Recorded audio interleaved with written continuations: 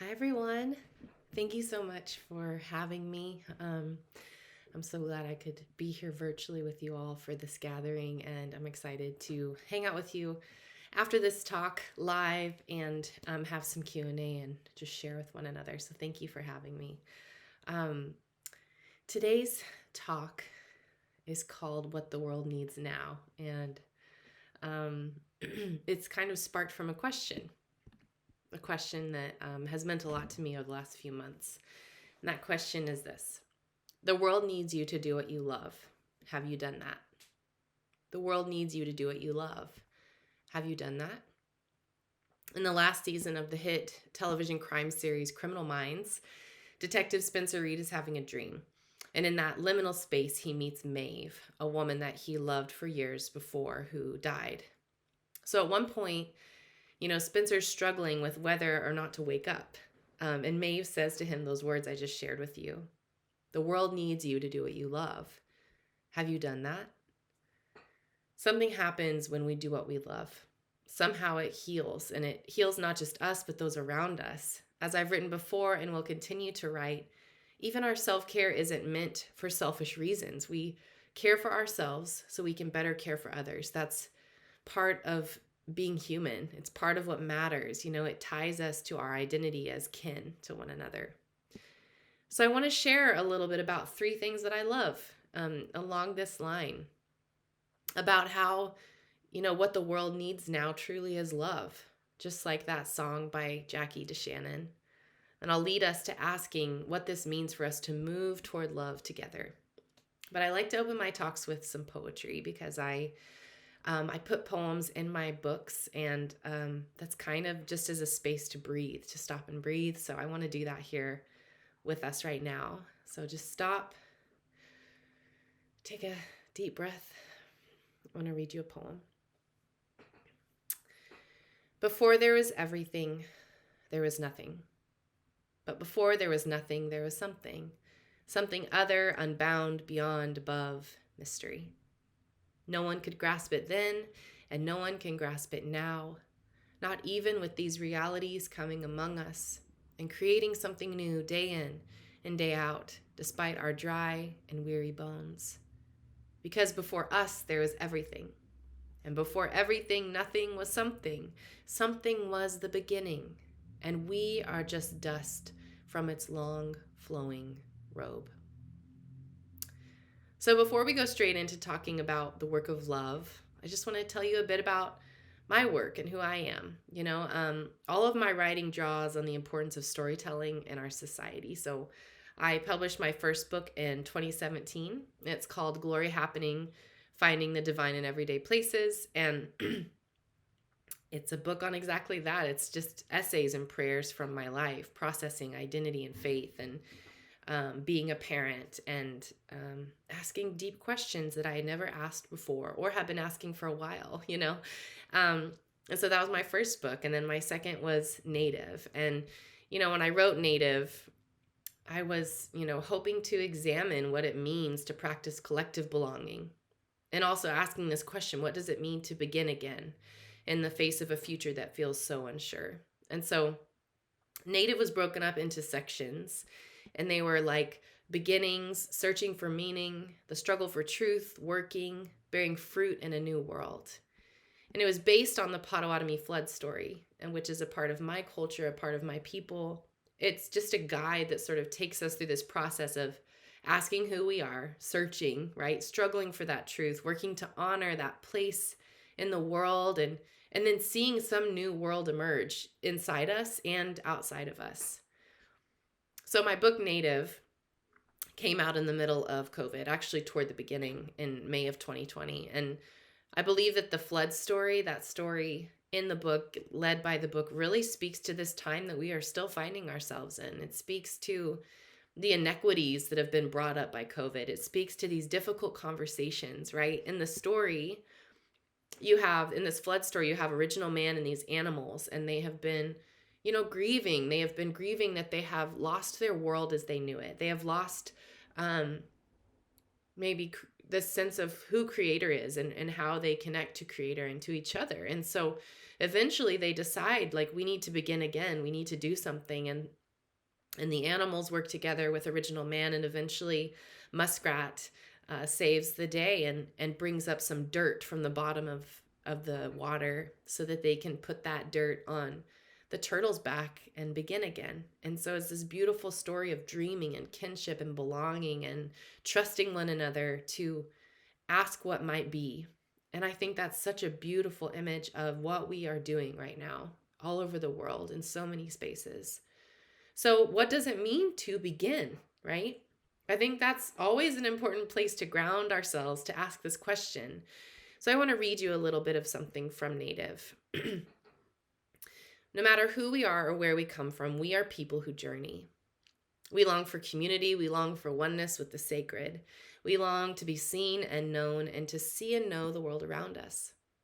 Part of the human journey is knowing what it means to grieve, to celebrate, to get lost and be found again and again. If it weren't so, we wouldn't be human. To be human is to know the journey of transformation, to know what it means to change and become, and often to step back into who we were before.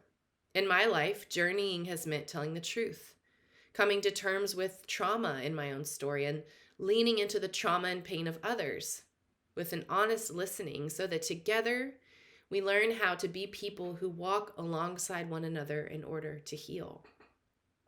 These words are still really important for me today, these words that I wrote in my book, especially that last part when I say that we are leaning into the trauma and pain of others with honest listening so that together we learn how to be people who walk alongside one another in order to heal.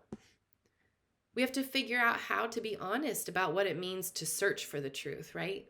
We are living in an America, in a world, but in an America that is coming to terms with who we are, and it's not always a pretty process. It's painful, right?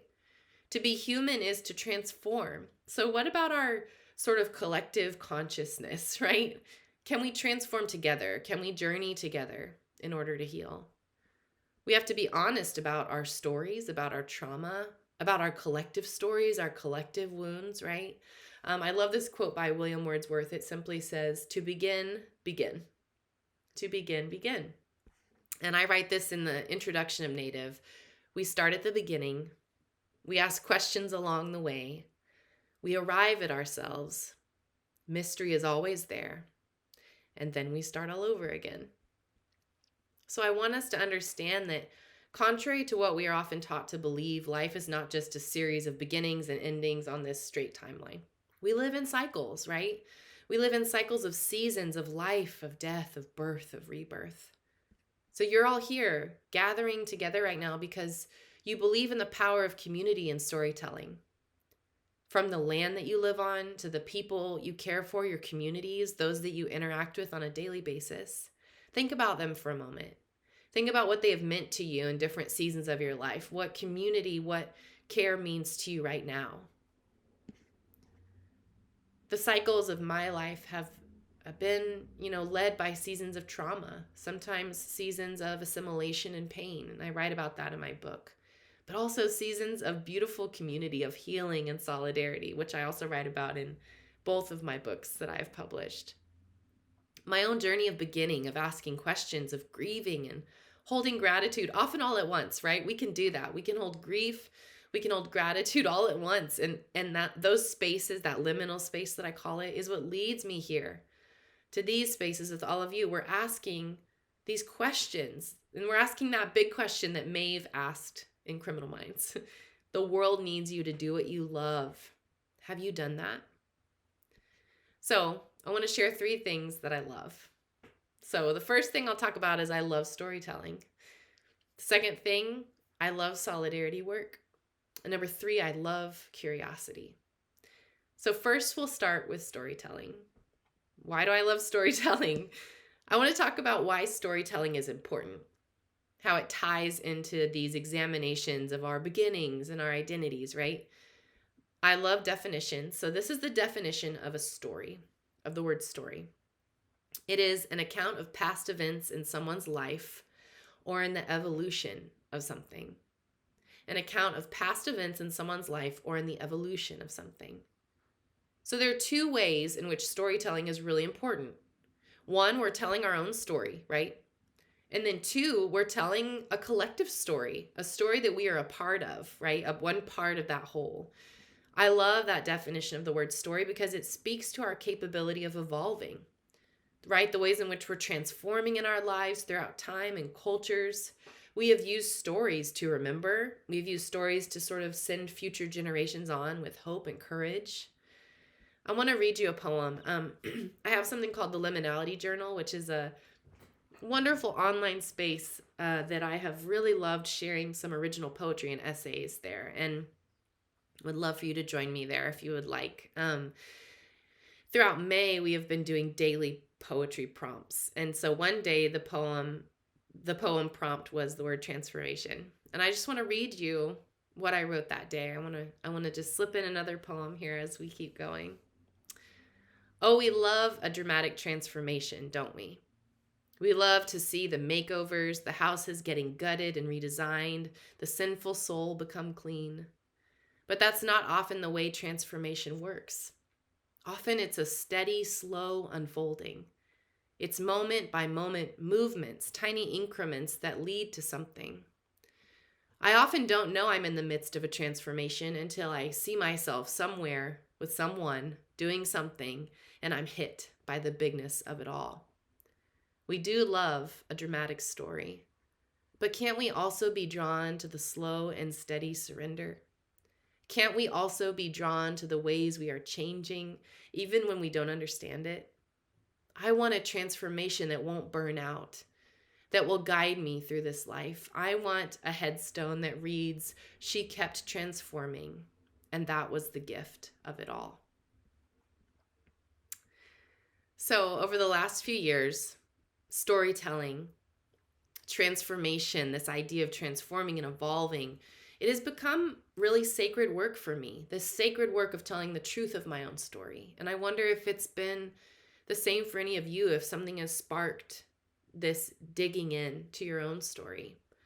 For me, I had to tell the truth that I was born into a mixed culture family. I have white and indigenous parents. I'm of European descent and Potawatomi descent. I grew up in a Christian home.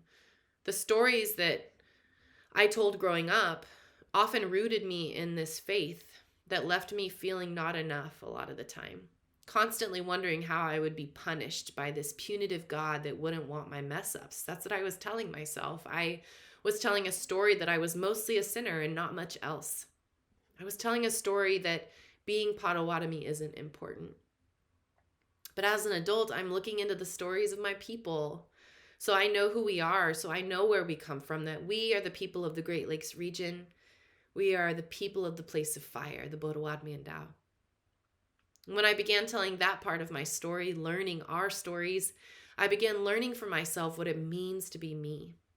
I began to transform, to evolve, to listen to parts of myself that had been shut off for a long time. I began to understand what it means to face my trauma and my pain and my healing, right? Healing is messy. It's beautiful. You know, it's not easy. It's everything. Healing is such a complex thing. And so that's part of my story, my beginnings, these pieces of what I write about in my books and in my poems. These are the stories I come and tell to folks like you because our stories connect us, right? And you all know this. Even when our stories are riddled with trauma or pain, we take our stories and we're weaving them into this masterpiece that others enter into, right? It's like a mirror. Our stories hold each other's stories, and that's a beautiful gift. So here's the important thing to consider, even about our own story, right? What are our stories rooted in? Are our stories rooted in love and solidarity and connectedness? Are they rooted in hate or shame? Are our stories plagued with things like colonization and white supremacy? If we live in America and many places, the answer to that last one is yes. Our stories are plagued with systems of colonization and white supremacy. So just as we remember our own creation story, right? We also have to remember the creation story of America, of this land that was built on the backs of indigenous and Black bodies, the America that has abused some and upheld the sure success of others. So even our personal narratives have been affected, right, by systems of whiteness or hate. So our work, this beautiful work that we get to do, is to own those stories, to understand those stories. How do they affect us inside ourselves? This is where that hard work begins. But this is the work that I love. Our storytelling, it involves deconstructing, it involves examining these systems that we have grown up in. And I know it can be scary, but it's also liberating and beautiful. It connects us to one another on a deeper level. I think about something I love in my culture, which is our 7 grandfather teachings. They're sort of these central tenets of our tribe, of our culture. They're things like humility, honesty, wisdom, bravery, truth, respect, and love. So through these teachings, we work out the meaning of our identity, right? We ask who we are on this earth. What are we doing? How do we care for each other and ourselves? We're taught to carry these gifts in the right way, right? We're carrying them inside of us with the right heart. We're honoring this earth. We're honoring her creatures and the people we encounter along the way. And the deeper I lean into these teachings and these stories, the more I find this interconnectedness among different cultures, different religions and faiths all over the world. Our work as humans is to call each other home, to call to one another's spirits and say, this is for you. This is what it means to be human, to love and be loved. Let's learn from one another as we go.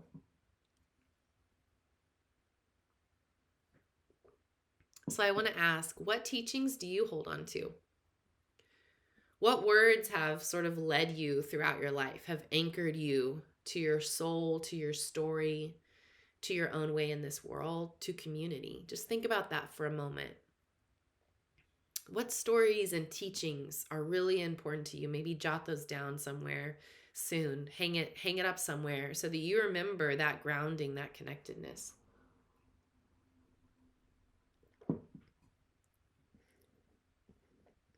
I believe that it matters that we live a holistic life. We engage in a holistic faith. So I cannot compartmentalize or separate out the various parts of who I am or what I believe. I did that for a long time and it didn't work, right? It means that journeying must include all of me, all of who I am. And then beyond that, my journey must include all of us, right? It's that connection to each other. If we all engage in this way of belief for ourselves and those around us, we would notice God in our midst, the sacred in our midst. We would see that the Spirit is one of inclusion within our cultural boundaries, the ways we're different, but also one who calls us to so much more outside of that, to see the lives and experiences of others as beautiful and necessary aspects of our collective wholeness. So this means we tell stories from the ones who are forgotten. Resisting hate within our families and communities means that we choose to tell a better story. We choose to tell the true story, right? We know that Jesus was a storyteller. That's no secret. Jesus came and told a different kind of story. His parables tended to sort of turn things upside down, right? Make sense of things that no one was expecting. He would teach people to look in the opposite direction that everyone was searching for meaning in. Jesus confused people. Jesus was a storyteller. Jesus spoke to the communities of people that surrounded him with stories that brought the small and the forgotten and the oppressed right to the center. That's how communities are transformed. That's how we are transformed. We have to ask ourselves whose voices we have centered. Voices of whiteness, voices of patriarchy, voices of hate and greed. Can we dig deep and center voices of the prophets of our time? Pay attention to those who have been ignored. Author Barbara A. Holmes has an incredible book that I encourage you to get called Race and the Cosmos. And this is what she writes in this book. We are participating in ways that support systems of oppression. The strength to walk away, to make those radical changes and commitments cannot come until we understand who we are and why we are so deluded by the myths that we help to create. To make those radical changes and commitments cannot come until we understand who we are and why we are so deluded by the myths that we help to create. This is a moment we find ourselves in today. This is facing the truth of who we are as individuals, of who we are as a nation of oppressive institutions, talking about how America's story is complicated. We are often portrayed as a land of freedom and democracy, and for many it is. But for many Indigenous and Black communities, those are different experiences. Take the Potawatomi word for America. It's Chimokmankik, which translates to the land of the long knives. So our very narrative for America, our very word for not the land that we're on, but the institution created on the land. It's a nation of institutions born in violence. And we carry that as part of our story, and that's powerful. That's a powerful image. Our stories matter. The stories we tell ourselves, the stories we tell about each other. Can we speak the truth in our stories and open ourselves up to a new kind of love in the process? Can we trust the prophets and the truth tellers of our day to lead us? I hope so, but it begins with us. Here's one more reading from Native. We believe that God is one of a kind, but beyond that, we can't name who or what God is exactly. Mystery, other, sometimes father, sometimes mother, sometimes neither, sometimes friend, sometimes challenger. When we begin to name God, we find that God has suddenly become an image of us, of our cultural understandings. The conversations begin with where and how things were created, what the environment looked and smelled like, who was present, how Adam got to name the animals, or why the turtle was the chosen one to create land from the shell on his back. So we rest there, and we take in the reality that whatever was used to create the world, the big bang, the little spark, a breath, a snap of the fingers, the spit and the dirt, it began in the most sacred place. Our creativity comes from the creative energy within that mystery. Through that, we have life today, a constant beginning. And that beginning leads us throughout our lives, through every adventure, every misstep, every celebration. Returning to our collective and personal creation narratives means asking difficult but essential questions about what we're doing on this earth. I think that trees have a lot to teach us about what it means to be kin and what it means to honor the work of creation. I'm reminded of the idea behind Peter Volhaben's book, The Hidden Life of Trees. Trees have social networks. Their roots are connected to one another, literally, and they support each other through sickness and health. Their well-being depends on their community. So when the supposedly feeble trees disappear, the others lose as well. Trees demonstrate community for us. They understand what it means to care for one another, to care for the whole as they care for themselves. So as humans, we are connected at our root base. And in our struggle to learn what it means to be human to one another and to care for this created world, we are constantly exchanging experiences with one another, good medicine with each other, stories and relationships that are born from the deep well of God. But sometimes we forsake that sacred knowledge, and instead we trade violence and oppression and fear with each other. So on one hand, healing begets healing and community begets community, but on the other hand, oppression begets oppression and hate begets hate. So we must choose what kind of people we want to be for the sake of all of us. That means that our cultures must be intermingled in these relationships, even from the very beginnings of who we are, because we are responsible to and for one another and responsible to our faith traditions, whatever they may be. So today, let's invest in our stories, in our beginnings. So that is why I love the work of storytelling. That's a bit on storytelling. The stories we tell about ourselves, each other. Number 2, I love solidarity work. I love solidarity work. What is solidarity and why is it important? The definition of solidarity is unity or agreement of feeling or action, especially among individuals with a common interest, mutual support within a group. In 2022, what is our solidarity rooted in? What is the most common interest that we are trying to get to? Is it that Black Lives Matter? Is it that America needs to face its own history? Is our humanity our common ground? Is our belief in God what brings us together? So I want to stop for a moment. I want to pause and talk about decolonization as a tool for dreaming, as a tool for imagining a better way forward. When COVID began happening, so much of the world was catching up to what disabled and immunocompromised people were saying, warning us of its dangers, right? And we began to understand that the world was not going to be as it was before. And so my book, Native, was being released into that COVID world where these hard truths were coming to the surface. And I realized that my book was being released right when it needed to be.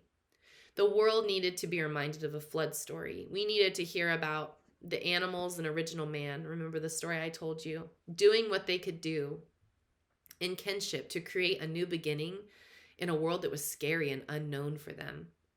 We all needed to be reminded that the stories of the oppressed matter, that they always will. We needed to be reminded of the importance of community. So decolonization, which I write about in a lot of my writing in Native, it's literally referred to as a state withdrawing from a colony. That's the definition, the literal, especially academic definition. But decolonization is also a very daily, personal, spiritual act. And so I use decolonization as an everyday tool in leading people to examine the colonial systems they've been a part of and how they might envision breaking down colonization around them. Where are we noticing colonization and what we learned in school and how we're taught history, right? We can decolonize some of these things as we listen to Indigenous people. So as we think about this, how do we widen our understanding of what it means to be human? How do we practice solidarity? How can we decolonize our communities, our homes, the books we read, the things we watch, or the people we listen to? Can we listen to those voices, right, that have been marginalized, like I mentioned earlier? And in doing that, can we change ourselves and have this ripple effect of change, of making the world a better, more just, more equitable place? There's something that Indian author Arundhati Roy wrote, maybe right in 2020 or 2021 maybe. I think in 2020, and when I read it, I just held on to it. I have shared it with so many people, and I want to read it to you. Whatever it is, coronavirus has made the mighty kneel and brought the world to a halt like nothing else could. Our minds are still racing back and forth, longing for a return to normality, trying to stitch our future to our past and refusing to acknowledge the rupture. But the rupture exists. And in the midst of this terrible despair, it offers us a chance to rethink the doomsday machine we have built for ourselves. Nothing could be worse than a return to normality. Historically, pandemics have forced humans to break with the past and imagine their world anew. This one is no different. It is a portal, a gateway between one world and the next. We can choose to walk through it, dragging the carcasses of our prejudice and hatred, our avarice, our databanks and dead ideas, our dead rivers and smoky skies behind us. Or we can walk through lightly, with little luggage, ready to imagine another world and ready to fight for it. So solidarity work is really about dreaming with one another of a better world and asking what it will take to get there. I know you have had these kinds of conversations with other people where you're dreaming, you're asking what comes next, you're asking how you can belong to one another, how you can hold that space with each other. That's what we're doing today too. That's what we do when we gather. We dream and we practice solidarity. So what does it mean to practice solidarity with those who are different than you are? For Indigenous communities that are nearby, it means listening, reading books by Indigenous authors, maybe giving money to the tribe so that they can care for their own people, gaining trust. Solidarity is fighting the assumption that we know better because we are Christians. Paying attention to that helps us create a safer and better world. So when I think about the work of dreaming, I think about a fire burning. Keeping a fire burning is important work. Like I shared with you earlier, right, that we are the people of the place of fire, the Bodawadmi and Tao. I love this quote I found by Rumi a few years ago. It says, Stay in the spiritual fire. Let it cook you. Stay in the spiritual fire. Let it cook you. So the long haul work of justice, of solidarity, of making things right in a world where things have gone wrong, the work of decolonization, it is work that lasts throughout the centuries. It is the work of keeping the fire burning, of letting it cook us. We must recognize that the dreams we work toward probably won't be realized while we are still alive. They may be way far down the road and we may not even see them come to fruition. So the work of solidarity is maybe just to realize that our children, our grandchildren, our great-grandchildren, our foster kids, our students, they are the ones who are going to carry this work forward. This work that we could only hope to finish, they are the ones who will realize the dreams of God in a hurting world. So the question is how? We do it through the work of solidarity. We do it by asking that question deep down, honestly. What is it that you love to do in the world? And then you do it. And then you make room for others. You support others who also are trying to do what they love to do in the world. That is how solidarity works, how dreams come true, how a new world is born and is being born every single day. Author Tempest Williams writes this: by paying attention to what is real and true and authentic, we come home to ourselves, the person we want to become. And when that happens, healing happens, dreams happen, solidarity happens. Our solidarity is also rooted in our relationship to the earth. And I know that that's important for many of you as well. I want to read you something from Native about this connection between future generations and the earth and this work that we long to do together. I know that for the Potawatomi spirit to continue to burn brightly, our children must carry the flame into the next generation. And that if we let them, they will. But we must listen to the quiet and steady voice of the earth to guide us, standing in solidarity with one another as we do so. We must hear the creatures that have inhabited these spaces since the beginning of time. We must remember that they are our teachers, or we will never learn anything about ourselves. If it is not because of a pipeline, it will be because of something else, some other threat to the very life of Sugamakwe. So the work of the people, the organic, grassroots, feet-on-the-ground work cannot come just from the indigenous people of the land. It must reach across cultures, socioeconomic status, skin color. We must all work together, native and non-native, to fulfill these prophecies that call people back to unity, that call healing back over the land, that listen to her as she tells us that though she is sore, she is still speaking, that though she is bruised, she will still wake us up and heal us. So this leads me to the third thing that I love and that I believe the world desperately needs. I love curiosity. In the evenings before my kids go to bed, we often have a nighttime ritual of reflection. So I settle them in, we take a few deep breaths, and then we have a quiet meditation. And one of my favorites is asking them to imagine their safe place. To imagine a place where they feel totally themselves, totally free, totally taken care of. And I know this meditation works because when COVID anxiety and burnout were at their worst for me, I used this every night. When I couldn't sleep, I would take myself to my safe place and I would stay there until I could sleep again. And even during the day, when I feel uneasy or I feel my anxiety rising, I go there again. I go to safety. But what worked for me worked for my kids because all of us need a safe place where we can be free, where we can hold space for who we are. It's important, and our curiosity is a part of that. It's important that we connect to our child selves. This is a practice that my friend Ruthie Lindsay does so well. Ruthie has pictures of her child self around her home. She has these pictures that she carries with her, that she speaks to, that she practices loving. There is something so healing about reconnecting with our child selves regularly, right? It's healing on a level we probably can't even explain. But it opens up this love and curiosity in us. And it helps us to bravely ask and speak to really difficult questions. So what we also learn from our child selves is that value of curiosity. Did you have moments when you were young, moments where you felt totally secure and connected with something in nature? Even if it was an acorn, maybe it was just an acorn or an ant, or even if you weren't outside, you were just staring out a window, having a really sacred moment.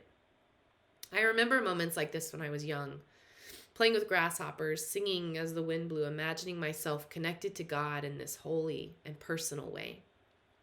But I think sometimes as we get older, as we learn the ways of society, a society that thinks the land is sort of a product or something to be traded and bought, we lose that curiosity.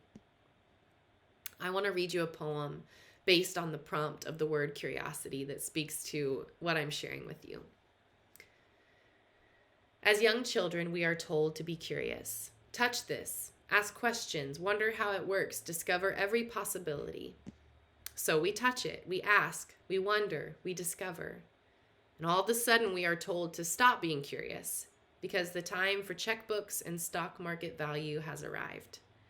Now we trade curiosity for assurance. We become wise in the world or cynical, realists, never curious though. No, we've outgrown that. As adults, some of us return to the childlike ways, but it's hard.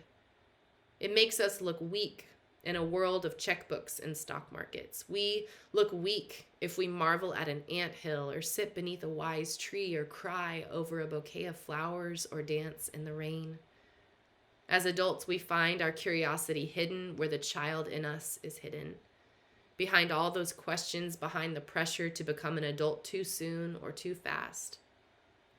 We find the child in us and they hand us a small box. And when we open it, sparks fly.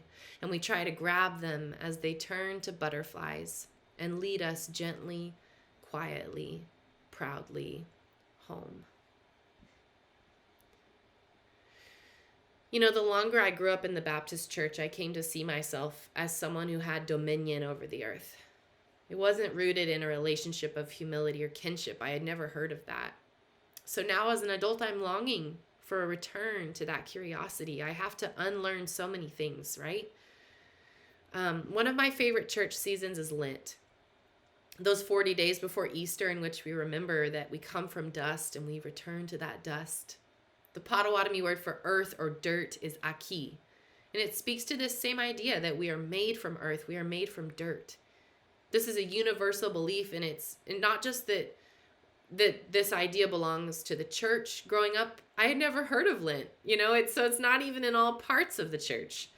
As an adult, I've learned that it's this sacred time in which we are brought into a space of wilderness. We ask who we are. We ask where we're headed. When you live on the outside, you know these liminal spaces, these in-between spaces, the thin places, if you've heard of that, where you feel the physical and spiritual intertwine. I believe that's what Jesus' life was marked by. As Richard Rohr writes, people who empty themselves in the wilderness always meet a God who is greater than they would have dared to hope. It is what Indigenous people find when we pray and listen and engage. It is what people who long for sacredness find when they take the time to listen. So in 2019 for Lent, I decided to just spend more intentional time outside. So I went to our backyard, I touched the trees, I gazed out windows more often. I sat still because I knew that I should. I remembered in that space my dust to dustness once again, and I remembered what it means to pray. We pray because the creatures of the earth teach us how to pray. We lament because creation laments, and we must work to fix what we've been a part of breaking. We repair because God is always repairing. We decolonize because it always is a return to the kindness of mystery, a return to curiosity. It is also a return to asking hard questions, to making room for the work of forging a new path. My friend Rachel Held Evans once wrote, "The prophet's voice is routinely dismissed as too critical, but she always challenges from a place of deep love for her community." She's commenting on that important piece of stepping into the church or into whatever community we're a part of, right? When we step into it, we make room for change. And that wisdom to bring that change is often born in the wilderness, in the darkness, in our grief, in the liminal space, right? We bring up hard things like our history. We challenge ourselves. We make things better for future generations. This is the way it is to be human, to live and know that our life is a part of that kind of pendulum of who came before us and who comes after us. So the earth leads us, the water leads us. And we are bearing fruit for a better world, right? We're leading one another. It looks like the fruit of love, of doing what you love, right? It is embodied acts of storytelling, solidarity, curiosity, these things I've been talking about. So do me a favor, in the coming weeks, take some time to spend outside if you can. Find a comfortable spot under a large tree, still yourself, watch an ant colony at work, find some water, and just watch its glossy skin moving in front of you. Stare out a window for a while. Ask questions. Ask questions of yourself, of God, of the land. Speak to Sugamokwe, Mother Earth, and begin to investigate how you can repair your relationship to the land. The more we restore our relationship to land, the more that we restore our relationship to ourselves and each other. It is a key part of our journey as humans. When our relationships are restored, what happens? Love. Love is what happens when we restore our relationships to each other. So how do we move toward love together? Perhaps we do it by considering that this work is holy. The questions, trusting ourselves, reaching for one another, telling the truth, letting our curiosity bring us to ourselves and to each other and to the earth, that's where love is. There's something important about the micro and the macro embodiment of all this. You know, those small moments of meditating, of listening, of learning, of paying attention. They all matter. And then we have these macro moments, the movements of people and communities, right? Engaging with institutions and systems. When we ask ourselves what it is we love, and if we have given that gift to the world, let's also ask how those gifts show up. What is your gift and how is it showing up? How is your gift showing up in the small moments? How is it showing up in the grand scheme of things? May we be willing to pay attention to love when it shows up. I want to end our time together with a new poem of mine as a sending off as we go. And I want to thank you again for having me in this space with all of you. Just take a breath. To the tender call of letting go, I give not an answer, but a breath. A steady in and out to admit and accept that all that is required here is presence and not sureness. To the tender call of falling, I close my eyes and open my hands, palms up, thoughts spanning the fullness of living and breathing the depths of everything that lives and loves. To the tender call of believing, I claim not ideology, but thisness, the presence and heartbeat of a body, mind, and spirit that always seek. And to the tender call of embracing, I simply abandon, strip bare, forsake, so that all that is left, I am fully known and fully held in what I do not know. That the letting go, the falling, the believing, the embracing is in itself all that living gives, from the sunrise to the sunset of every created day, every created moment, every created opportunity, a glimpse of presence and eternity embodied in this body, embodied in love. Thank you. We are going to proceed now with our Q&A time with Kaitlin Curtice. Kaitlin, are you here with us today? I am. Hi. All right. Hey, good to see you. How's the conference going there in Denver, right? No, I'm in Post Falls, Idaho. Oh, okay. Idaho. Well, once you get west of the Rockies, we don't pay much attention. Yeah. But thank you for working with me, and I'm so glad I could still be part of your gathering. So yeah, thank you so much. It was really inspiring, your talk this afternoon, and we're grateful that you're here with us. We do have some questions that we have received from some of our voting members of our assembly, and I have a few questions of my own if we have time to get to those, and we'll continue to welcome your questions, members of the assembly. If you have questions or comments, please do send those to the moderator or simply indicate that you would like to ask your question, and you can unmute yourself and speak as well. Our first question, Kaitlin, comes from Amber Kalina. She's a pastor up in the northern part of our synod, in the Warren community up there. And she says, in thinking about decolonization, there are some who have perceived Christianity as a colonizer religion.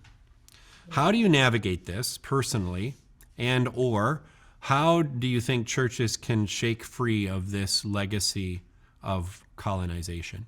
Oh yeah, this is a great question, and it's a question that I struggle with on a daily basis. So you're not alone. Mm-hmm. The hard thing is trying to balance what we care about and the good we want to do in the world with what we've seen throughout history. Right now in the US, we're uncovering boarding schools. We're digging into that part of our history that we have never talked about. That's not something I learned in school. Maybe some of us have, but there are things that parts of our history where Christianity has had this intermingling with empire that we have just not talked about a lot. And so coming face to face with that colonization, that complicity within the church is essential to our healing. It's essential to the conversations of how we care for the people of this world, really. But it also means that we, understand the Jesus who is a brown man, the Jesus that, that we get back to understanding who Jesus might be and asking that hard question. And I think also the thing to remember is that decolonization happens when we listen to global indigenous peoples. And so the church can begin to, in navigating this, like you're asking, you're right, it's a personal journey, but it's also a communal journey. So on the personal level, how can we be listening to these global indigenous voices? How can we be reading things that are a part of history, reading books by people, kind of understanding that we get to learn these things from them. And then as an institution, that can be harder because we have, institutions have been developed, they've been settled, they've been in their place for such a long time. How can we shift our institutions by asking hard questions together? I think that the questions are always important. Decolonization is not a journey to go on without indigenous peoples involved. Not involved meaning you just pull an indigenous person, but involved meaning that you become actively participating and learning the truth about history, learning the truth about these things that have been a part of the church's journey, for all of these years. That also means you can celebrate when things have gone right, when there has been good and there has been justice in the world, when Christianity and other religions have been partners, when there have been, celebrate the good things, but let's grieve and tell the truth about the things that have been covered up for so long. And I always say decolonization is an invitation. I know it's scary. I know that it means for some people, we might lose some things, but then what do we gain? What do we gain in the relationships that we get with each other and with the world? Thank you.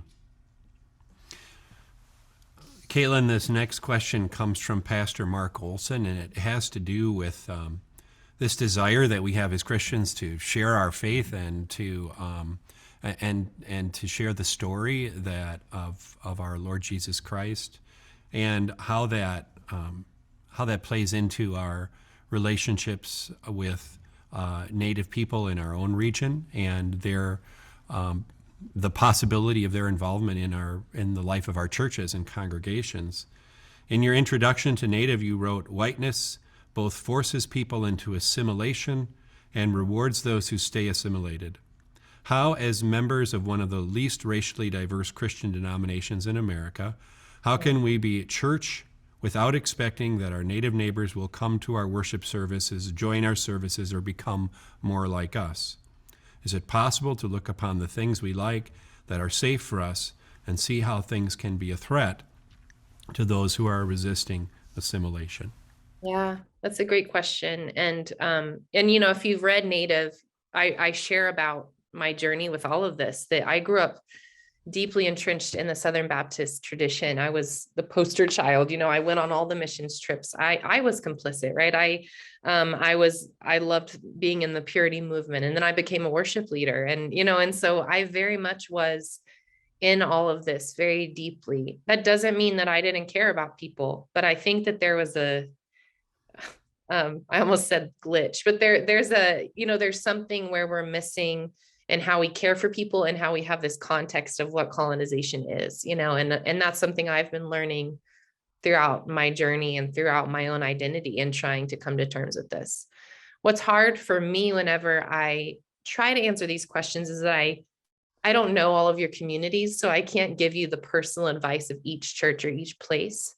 But I do know that, even in my tribe, there are those that would call themselves Christians, and there are those that would not and would never step foot in a church. And so holding the tensions of that, it is difficult, in being the least racially diverse denomination, just to be aware of what you just said, to be aware of the fact that that your church culture can be very threatening and triggering for some people. I think that that's even an amazing first step, is just to be aware, to be aware that certain songs or certain things that are a part of the church can be deeply triggering for some people.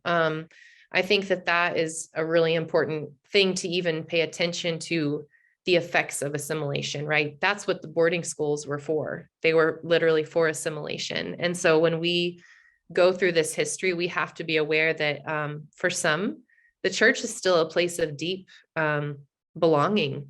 And it's a place that holds hope for some Indigenous people. And for others, it's a place of deep trauma and triggers. And just being aware of that, when you meet someone, when you encounter someone, and again, holding space for people to share their stories with you, it's hard for me to give advice of step-by-step things you can do. But like I shared in my talk, just the presence of being humble and just being willing to learn and pay attention is always a good first step, because for so long, Indigenous people have been told who we're supposed to be. We've been told how we're supposed to live and how we're supposed to express ourselves. And so to then turn that and say, we acknowledge our assimilation, we acknowledge the colonization that may be here, whether we recognize it or not, and we want to be aware of that, and we want to be aware of how it can affect others, if that makes sense. Thank you. Thanks. That makes a lot of sense. And that simple awareness, which is, I would kind of describe it as a baby step, right? But it's also a hard step, because it means recognizing that some parts of our history that we cherish might have also been very destructive to other people. Right. And so it's hard sometimes to embrace that narrative. And so it is. And I tell people a lot when they're grieving, even I went through this, I had to grieve the America I thought I knew, whenever I was even coming to terms with some things that these things that I had loved about America or loved about Christianity, there's a grief process there. And I never want people to think that it's going to just be an easy switch to start recognizing and learning these things. For anyone, it's going to have sort of a journey of grief attached to it. But that's coming to terms with that. On the other side of that grief is that we belong to each other in a more whole way. And I think that is such a gift. So honor the grief, honor that it is hard, but also be excited for what comes from all of this journey. Yeah. Yeah. And I think one of the fears is, work has also been called deconstruction, right? And I think a fear is that after deconstruction, then there'll be nothing left. And is there hope? Can you share that there's hope, that there's something left after deconstruction? Yes. Yeah, I understand that. And some people, I think, Richard Rohr, if any of you have read Richard Rohr's stuff, he talks a lot about this journey of deconstruction, but then reconstruction, that it's not just breaking everything down to oblivion. Now, there may be a long season where we feel like we're just spinning in space. For some of us, that journey of grief takes a lot longer than others, and that's okay. But then at some point, we're healed enough that we begin to dream again. What do we think the world should look like? I mean, that's what my book is all about. If we're deconstructing these things, decolonizing is a term I use as well. If we're doing this, well, what do we want on the other side? What world are we actually dreaming of? And I think it's important, even in the midst of that deconstruction, or, in digging into these things, that we keep dreaming. Don't stop dreaming of what could be, and invite other people into your dreaming, and ask what could come from that. I think that's such a beautiful gift. We don't want to forget that we get to dream and we get to imagine. Thank you for that. This next question comes from Pastor Crail Stringer, who is a chaplain at Pioneer Care in Fergus Falls. And he's also a passionate advocate for creation care and a leader in our creation care team. And he writes, Kaitlin, in your keynote presentation, you touched on the importance of reconnecting with creation for growing one's sense of native identity and sacred belonging with all creatures. I believe a rediscovery of God is intimately tied to this reconnecting with nature. Could you elaborate a little more on this? Yeah, thank you for asking this. This is something that has become more and more important to me because what I'm recognizing, even on a very basic level, which I think I mentioned in my talk, is that just, you know, the point of colonization was to disconnect people from the land. There was a connection there that needed to be dismantled for things to run more smoothly, you know? And so we have inherited that. Even whether we recognize it or not, we've inherited a disconnect. And that's really a disembodiment that our bodies, we were born to be connected to Mother Earth, that we have this gift of creation, this gift of the animals and all the creatures around us, that we get to have this reciprocal relationship of kinship. And so when that's broken, we are broken. There's something in us that will be healed when we begin to heal that relationship to the earth. And I like to do a workshop where I actually ask people to write a letter to Mother Earth. And so if that's something that sounds appealing to you, to write a letter and just name your relationship to her. Say, I've not talked to you in a long time, and I know it's been really hard, but I want to repair this. Or I remember when I was young, I felt this way when I was outside. I would like to remember that again, just to have a conversation with the earth. It can be so healing. And when we're young, there's this curiosity in us, this natural desire to just go outside and dance and play and sing to the wind and talk to trees. And we lose that when we grow up in a lot of ways. Not all of us. Some people hold on to that always, but a lot of us lose it. And so can we find that again? And that's the whole curiosity aspect, is can we grab onto those beautiful gifts of that relationship? And I believe it truly will heal us so much if we begin on that path, because in a lot of our Christian spaces, I grew up with that whole, I get to subdue the earth. And it didn't feel like a relationship. It felt like we're humans, we're awesome, and you're below us. But what if it was more of a, wow, I get to learn from this place that I get to live on? Do you see how that it feels different when we posture ourselves in a different way? And I think that'll be a gift to our faith, that we will, it'll bring us a natural humility to learn from one another and learn from others in a better way, I think. Thank you. Yeah, I can really relate to that personally too. We have a little piece of land that we try to care for, and as I'm doing that, I'm often aware of my alienation, i.e., what I don't know, but probably ought to know about it, and also what I'm learning from it as we engage in that. And it's both humbling and fulfilling work.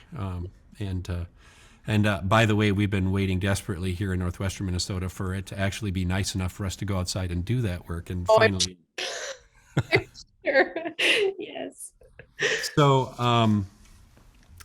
okay, I have one last question, Okay. and which is, I've just been told that we are coming to the end of our time here, but my one last question is, I know you're working on something now. Do you want to tell us what you're working on? Oh, I'd love to. Okay. Yeah.